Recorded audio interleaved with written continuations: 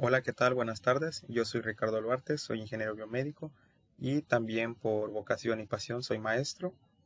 Vamos a retomar esta serie de videos que está dirigido especialmente a los alumnos de la INEA para que puedan concluir con su primaria y secundaria con los diferentes módulos que vamos a abordar en esta serie de videos. De igual manera, aunque no seas alumno de la INEA, si estos temas coinciden con lo que estás estudiando o simplemente tienes el interés por saber más sobre estos temas, pues eres bienvenido. De igual manera, si tienen dudas en la caja de comentarios, puedes dejar la duda que tengas y entre todos vamos a tratar de resolverlo, de ayudarnos entre todos. Eh, bueno, en este video vamos a hacer un examen de práctica sobre el módulo de nuestro planeta la Tierra. Básicamente este módulo combina diferentes asignaturas como ciencias naturales, biología, geografía, entre otros. Entonces vamos a pasar con el examen. Muy bien, aquí está. Realmente son pocas preguntas, son 6 preguntas nada más, pero todas estas preguntas corresponden a un tema diferente. Básicamente este examen combina muchas asignaturas y de alguna manera es muy importante porque así nos sirve para ver en qué nivel de conocimientos estamos sobre el módulo. Y también voy a aprovechar a explicar estos temas relacionados con las preguntas para así, pues de alguna manera tomarlo como excusa, ¿no? Para compartir un poquito de mi conocimiento con ustedes. Entonces, vamos a iniciar con la primera pregunta. Voy a decir la pregunta, las opciones que tenemos y, y a qué tema corresponde. Entonces tenemos aquí la primera pregunta que dice, analice la siguiente secuencia de pasos que se muestran en desorden y conteste la pregunta. Y aquí vemos que aparecen 3 pasos, que dice paso 1, analizar los resultados de las investigaciones y sacar conclusiones. Paso 2, identificar el problema y saber si se trata de un problema o de varios. Paso 3, realizar un experimento para ver si modificando lo que suponemos que es la causa del problema, este se resuelve. Bueno, esta pregunta tiene relación con lo que es el método científico, que aquí tenemos en esta diapositiva cuál es la serie de pasos. El método científico básicamente es un sistema que utiliza la ciencia para dar resolución a un problema o a alguna situación que se presente, para dar esa solución a través de una serie de pasos. Por ejemplo, en el método científico tenemos observación. Nosotros observamos cuál es ese problema, hacemos la pregunta, después generamos una hipótesis que pueda resolver esa pregunta y luego hacemos las pruebas con la experimentación para poner a prueba esa idea que tenemos. Después, con base en los resultados obtenidos, podemos llegar a una conclusión. Entonces, básicamente el método científico es eh, la voz propia de la ciencia para poder dar respuesta a todo lo que se presenta en la naturaleza. Entonces, conseguir esa serie de pasos del método científico podemos identificar en qué orden va, pero de todos modos este problema se puede resolver con pura lógica, simplemente viendo, pues vamos a hacer esto primero, después aquello y por último esto también. Entonces, dice, analizar los resultados de las investigaciones y sacar conclusiones. Esto yo no lo pondría como primer paso. ¿Por qué? Porque primero tengo que saber a qué le voy a sacar conclusiones. El paso 2 dice, identificar el problema y saber si se trata de uno o de varios. Este sí me parece más adecuado para ponerlo al inicio. Y el tercero dice, realizar un experimento para ver si modificando lo que suponemos que es la causa del problema, este se resuelve. Este tampoco lo pondría de inicio.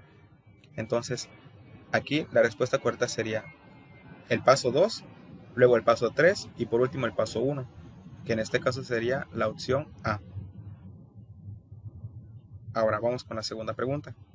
¿Qué características tienen en común los organismos representados en las imágenes? Vemos que aquí tenemos 7 organismos, es decir, 7 seres vivos, y aquí nos dan las diferentes opciones. Entonces, primero tenemos que comprender que los seres vivos se van a clasificar en diferentes partes. Bacterias, arqueobacterias, los protoctistas, los hongos, las plantas y los animales. Básicamente son agrupaciones que comparten similares seres vivos y se van clasificando en ciertos grupos. Entonces, las plantas son muy diferentes de los animales, a pesar de que ambos son seres vivos. Entonces, algunos pueden vivir en presencia de poca luz, otros de mucha luz, otros en lugares acuáticos, otros en lugares desérticos. Entonces vamos a ver qué tienen en común estos organismos. La opción A dice, respiran, cuidan a sus crías y hacen madrigueras. Ok, respiran, correcto. Cuidan a sus crías, pues creo que en las plantas tal vez no aplicaría, y hacen madrigueras. Entonces la mariposa, la medusa, pues no, que yo sepa, no hacen madrigueras. Creo que solo el cocodrilo, algunos tipos de cocodrilo creo que hacen madrigueras. Pero bueno, con simplemente encontrar algo que no coincida en todos los seres vivos, ya es incorrecto. Entonces la A la quitamos. La B, se alimentan de otros seres vivos y tienen huesos. Esa tampoco podría ser. ¿Por qué? Porque, por ejemplo, las plantas, solo muy pocas se alimentan de otros seres vivos. Prácticamente la mayoría, por no decir todas, pues fabrican su propio alimento. Y tienen huesos, pues en este caso solo aplicaría al humano y al gallo y al cocodrilo. La opción C, nacen, crecen, se reproducen y mueren. Es así. De hecho, esa básicamente es la etapa de los seres vivos. La opción D, habitan en regiones desérticas, no, porque el pino pues no vive en zona desértica. Entonces en este caso sería la opción C. Vamos con la siguiente pregunta. ¿Qué tienen en común los siguientes objetos, astro y seres vivos? Vemos que tenemos diferentes elementos, objetos. Tenemos un árbol, una araña, un pan, una taza, al sol y a un hongo. Producen calor. Ok, el sol produce calor, pero por ejemplo la taza pues no produce calor como lo hace el sol. Respiran oxígeno. Ok. Eh, Solo los que son seres vivos respiran oxígeno, normalmente. Este, la taza pues no entraría tampoco. Están formados por células, también es propio de los seres vivos, entonces los seres no vivos como la taza y el sol pues no. Y están formados por átomos, esa sería la respuesta correcta. Vamos a abordar un poquito más este tema que me parece muy interesante. Esto se puede resolver fácil con este tema llamado niveles de organización. Bueno, para un organismo se divide en 7 niveles de organización. Algunos lo van a considerar como 8 u otros como 6 nada más. Pero bueno, en este caso lo vamos a trabajar con 7. Básicamente los niveles de organización sirven para saber a qué escala estamos trabajando con un organismo. Yo sé que se escucha un poquito complejo, pero ahorita lo vamos a explicar sencillo. Está el primer nivel de la organización, que es el atómico. ¿Ok? Los átomos son la unidad fundamental de la materia. Es la parte más pequeña en el que se puede dividir la materia. ¿Qué es la materia? Todo lo que existe. Todo, absolutamente todo. Planetas, estrellas, personas, todo. Después, esos átomos se van combinando por leyes de la naturaleza y forman moléculas. Entonces, hay moléculas de agua, moléculas de aire, porque el aire es una molécula, porque está compuesto de diferentes átomos, de diferentes elementos. El aire no es un elemento, por ejemplo, ya sería parte de una molécula, ya sería si te preguntan, por ejemplo, qué es el aire, átomo, molécula, pues ya no sería nivel 1, ya sería nivel 2, ya sería molécula. Entonces, las moléculas, algunos tipos de moléculas que se les conoce como biomoléculas, como las grasas, los carbohidratos, las proteínas, los ácidos nucleicos, esos, por ejemplo, constituyen una célula. Una célula es básicamente esa combinación de biomoléculas que forman ciertas estructuras llamadas orgánulos, en las que básicamente pues trabajan para darle vida a esa célula, para alimentarse, para hacerla reproducir, para, para formar estructuras y todo. Ahora, las células forman tejidos. Células similares se agrupan y forman tejidos. Entonces, como por ejemplo, pues la piel, el tejido de la piel, el tejido de cualquier revestimiento de un órgano. Ahora, ese tejido, ya después, ya más complejo, forman los órganos, como por ejemplo los ojos, la nariz, el estómago. Entonces, el órgano básicamente es una especialización muy grande de tejidos que a su vez están formados por células que dan lugar a un órgano que realiza una función. Y por último está el sistema. Bueno, el número 7 sería el organismo en sí.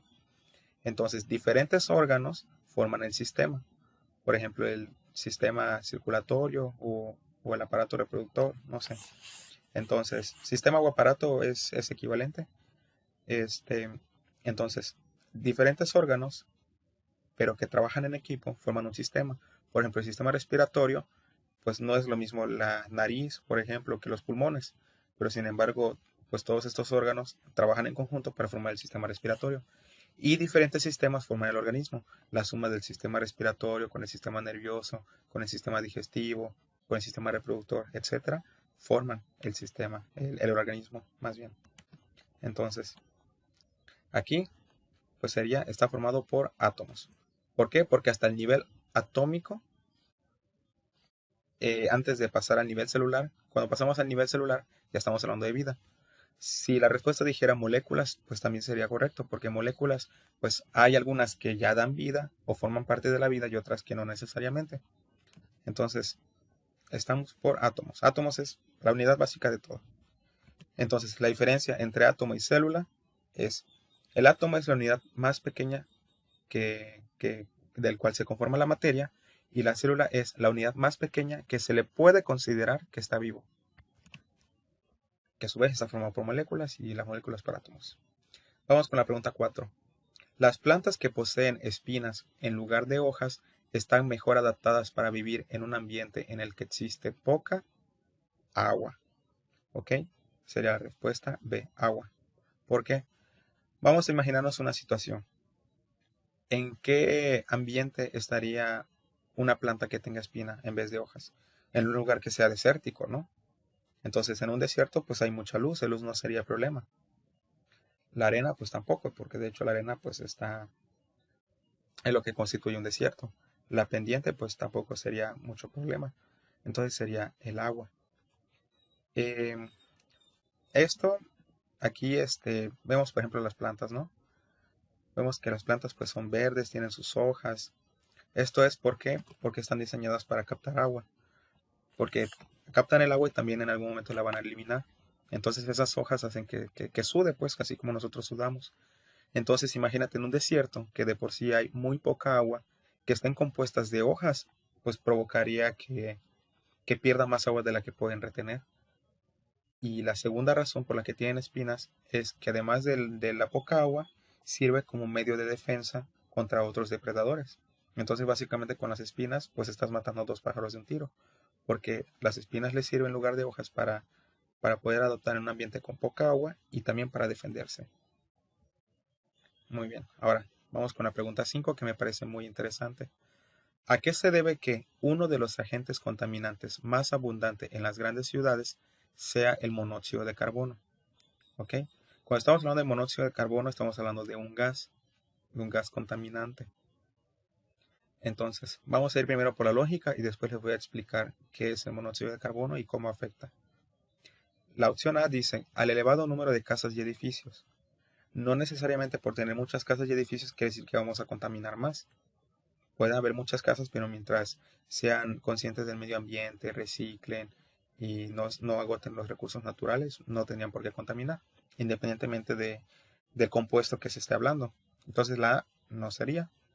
La opción B, ¿a que se usa mucha energía atómica? No, porque no tiene relación con el monóxido de carbono. Y aparte, pues no en todas las ciudades hay plantas, ¿no? Productoras de energía atómica.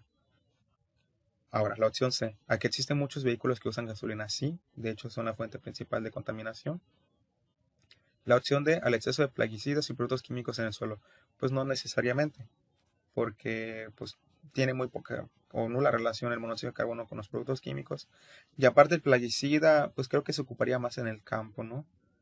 Y pues estamos hablando de grandes ciudades, entonces la opción que más se adapta es la opción C. Aquí existen muchos vehículos que utilizan gasolina, entonces la opción correcta es la C. Y aquí vamos a verlo. Bueno, aquí como paréntesis le voy a explicar un poquito sobre el monóxido de carbono porque es un tema muy importante. El monóxido de carbono es un compuesto en la que su estructura es parecida al oxígeno, porque realmente pues ambas son oxígeno, solo que en lugar de tener dos átomos de oxígeno, tiene un átomo de oxígeno y otro de carbono.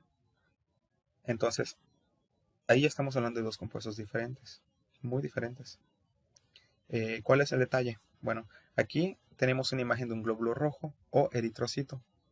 Estos en su interior tienen muchísimas proteínas de hemoglobina, aproximadamente unas 270 millones, creo, de hemoglobinas, que contiene cada uno de los glóbulos rojos. Y esa hemoglobina puede transportar principalmente dos moléculas, o para lo que fue diseñado, para transportar oxígeno que es el que se lleva a los capilares, y para retomar el dióxido de carbono para después se conduce y ya el sistema respiratorio lo expulsa. Entonces, ¿qué es lo que pasa? Que el monóxido de carbono tiene una estructura parecida al oxígeno. Entonces, imagínate que el glóbulo rojo es como una autopista, perdón, ajá, más bien es como un autobús en el que corre por la autopista, que es pues los conductos sanguíneos, y pues tiene muchos lugares, 270 millones de lugares, que están diseñados para llevar todos esos oxígenos. Pero en lugar de que vayan los oxígenos, le quitan el lugar esos monóxidos de carbono. ¿Qué es lo que pasa? Que el glóbulo rojo ya no lleva oxígeno y por lo tanto los tejidos empiezan a morir por la falta de oxígeno. Entonces es muy peligroso. ¿Por qué pasa esto? Porque el monóxido de carbono tiene una afinidad de unirse con la hemoglobina muchísimo mayor que la del oxígeno. Básicamente le gana lugar, es más rápida. Entonces, por eso es muy importante de que cuando veas, por ejemplo, los carros, ¿no? Pues si es todo ese humo que sale, pues es mala combustión. El monóxido de carbono es una mala combustión de, de los gases, como por ejemplo los que expulsa el carro con el humo, pero también otro ejemplo muy importante es con el gas de la estufa. Cuando tú ves el gas de la estufa de color azulito, quiere decir que está bien, o sea que se está quemando correctamente. Pero cuando se quema mal, tiene un color así más oscuro, más anaranjado, más rojizo. Ahí es foco de atención, este, porque probablemente esté quemándose mal ese gas y puede dar intoxicación por monóxido de carbono. Entonces ya por eso hay muchos videos de que pues hay que estar en lugares ventilados cuando tengas presencia de gas, ponerte el trapo húmedo en la nariz o tirarte al suelo, ¿no? Por las densidades, ¿no? Entonces por eso es muy importante este tema.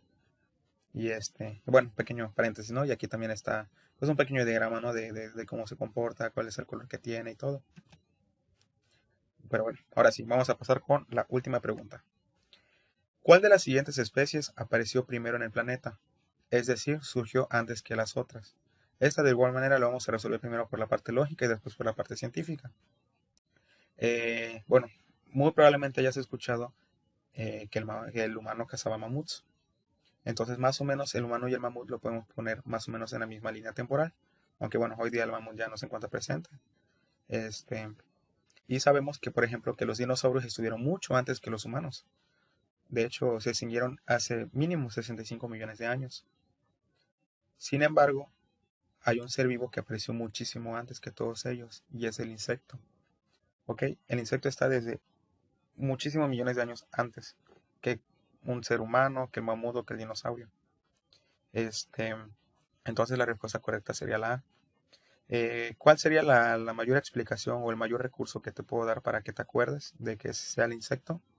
Bueno, antes, cuando se empezaron a crear las primeras especies con vida, al principio lo que más predominaba eran los organismos unicelulares, es decir, aquellas que solo son un ser vivo compuesto de una sola célula. Entonces, como hoy día están, por ejemplo, las bacterias y algunos parásitos que son solamente una célula, porque son las más antiguas. Entonces, estos organismos unicelulares, ¿qué es lo que pasaba? Que cuando el ambiente era muy crítico, por ejemplo, si un organismo celular solamente habita bajo el agua y llega un momento en el que se seca el agua o hay mucha luz y la persona no, perdón, el microorganismo pues no puede sobrevivir con mucha luz, prefiere estar en la oscuridad, ¿qué es lo que pasaba? Que se morían. ¿Por qué? Porque tenían una reproducción, pero una reproducción asexual, es decir, en las que por sí mismo se puede dividir, se puede reproducir para dar nuevas especies del mismo microorganismo. Pero como todos eran iguales porque era básicamente una división de la misma, pues básicamente a la hora de haber un cambio brusco de temperatura o de condiciones ambientales, básicamente eliminaba a todas esas copias o a todas esas divisiones. Entonces, pues por azares de la naturaleza y del destino, pues esos organismos unicelulares de alguna manera empezaron a interactuar y a compartir material genético y poco a poco salieron seres vivos más complejos, como los insectos y luego más adelante pues los animales y hoy día los humanos. Entonces básicamente gracias a esa interacción pues es que hoy día digo, ya tenemos otra reproducción que es la reproducción sexual y ya no nos vivimos por nosotros mismos para reproducirnos y seguir subsistiendo, pero al menos desarrollamos otras habilidades como el compartir conocimiento, el convivir, el crear una sociedad. Entonces, pero básicamente todo partió de eso, de pequeños microorganismos que básicamente por azares de la naturaleza y del destino, este, fueron formando seres vivos más complejos. Y ya por ahí más o menos hay una teoría que pues aquellos microorganismos poco a poco se fueron interactuando y ya por ejemplo los que interactuaban con la luz pues se iban agrupando, ¿no? Y formaban los ojos, por decir así, ¿no? Y los que por ejemplo podían eliminar toxinas y todo eso pues eran las células hepáticas del hígado, ¿no? Entonces así más o menos. Igual también está la teoría de la mitocondria, que es la central que produce energía para la célula, que pues realmente será una batería independiente, que en algún momento la célula la ingirió, pero no la eliminó, y de alguna manera hubo una especie de simbiosis en el que la mitocondria le proporciona energía a la célula y la célula le proporciona protección. Bueno, es una teoría muy, muy aceptada y todo, pero básicamente todo es este proceso de la naturaleza misma, o del destino, como lo quieres considerar. Entonces, bueno, mucha plática y todo, pero bueno, ya concluimos con el examen. Realmente estaba sencillo, pero pues es oportunidad siempre para seguir aprendiendo. Aquí está también todas las respuestas correctas si lo quieren corroborar. Y aquí viene el temario para que le tomen una captura. Aquí vienen todos los temas, como dijimos, biología, física, ecología y astronomía.